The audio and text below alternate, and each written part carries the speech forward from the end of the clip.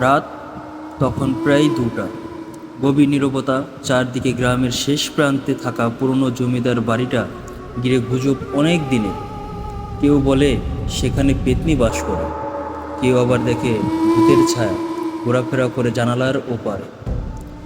শহর থেকে সদ্য গ্রামে এসেছেন অভিজিৎ, পেশায় লেখক। খুঁজেছেন এক নির্জন কোনো জায়গা যেখানে কেউ তার কাজে বিঘ্ন ঘটাবে না। জমিদার বাড়ির পুরনো কেয়ারটেকার হরিপদ তাকে বলে, বাবু, এই বাড়িতে কেউ থাকতে চায় না, আপনি ভালো করে ভেবে দেখুন। অভিজিৎ হেসে বললেন, আমি ভূত প্রেত বিশ্বাস করি না হরিপদ কাকা। আমি আমার গল্পের জন্য এক নিরিবিলি একটা জায়গা খুঁজেছি, এটি উপযুক্ত। প্রথম 2 দিন ভালোই কাটল। বাড়িটা বড় হলেও মেঝেতে কাঠের শব্দ, পুরনো দরজার কড়কড়ে আওয়াজ, সব কিছুই একটা রহস্যময়তা ছিল। তৃতীয় দিন সন্ধ্যাবেলায় লেখা শেষ করে অভিজিৎ বারান্দায় বসে চা খাচ্ছিলেন। হঠাৎ তার চোখে পড়ল বাগানের একপাশে থাকা কুয়োর দিকে। সেদিকে তাকাতেই দেখলেন একজন নারী দাঁড়িয়ে আছে। লাল শাড়ি, উস্কো খুস্কো চুল, মুখটা দেখা যাচ্ছে না ঠিকঠাক। তিনি ভাবলেন, এই গ্রামে এখনো কেউ এসেছে বুঝি, কিন্তু চোখের পলক ফেলতেই সেই নারী উধাও। রাতে ঘুমের মধ্যে কানে আসছিল ফিস ফিস আওয়াজ, কখনো নারীর কান্না, কখনো কারো পায়ের ধূপধাপ। অভিজিৎ ঘুম ভেঙে উঠে বসলেন। চারদিকে নিস্তব্ধতা। আবার শুয়ে পড়লেন।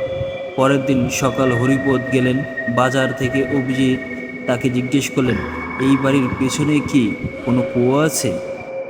হরিপদ একটু থেমে বলল, আছে বাবু, ওটা ওটা সাপগ্রস্ত কুয়া।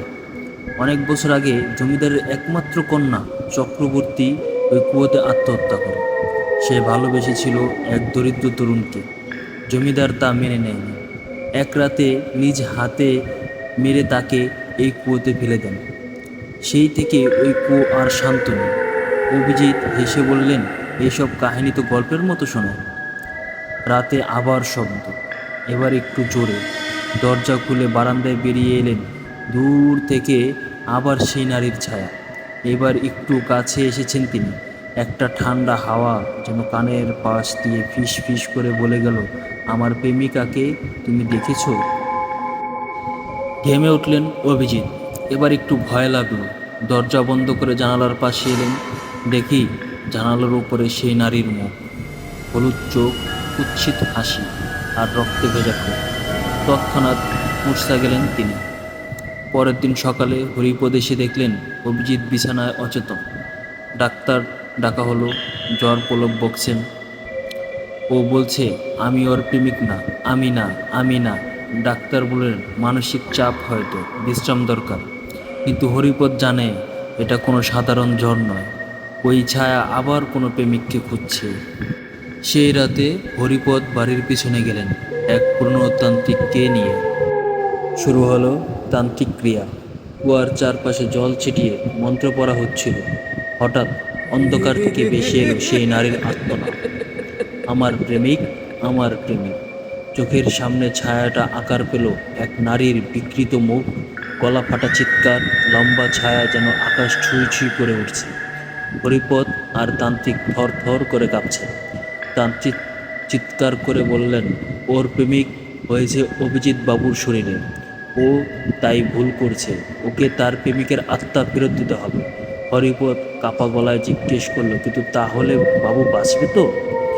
না, বলল তান্ত্রিক, একজনকে তো যেতেই হবে, না হলে চক্রবর্তীর আত্মা শান্ত হবে না যতক্ষণ না সে তার প্রেমিককে পায়। 3 দিন পর গ্রামের লোক শুনল জমিদার বাড়ির সামনে হরিপদ বসে কাঁদছে। তার সামনে অভিজিতের নিথুর দেহ, মুখে শান্তির ছাপ, কিন্তু কপালের মাঝে লাল তিলক, রক্তে আঁকা। কেউ আর ওই বাড়ির কাছে যায় না, কারণ মাঝরাতে এখনও কেউ শুনতে পায় সেই ফিস ফিস আওয়াজ, আমার প্রেমিক আমি পেয়েছি, এবার শান্তি।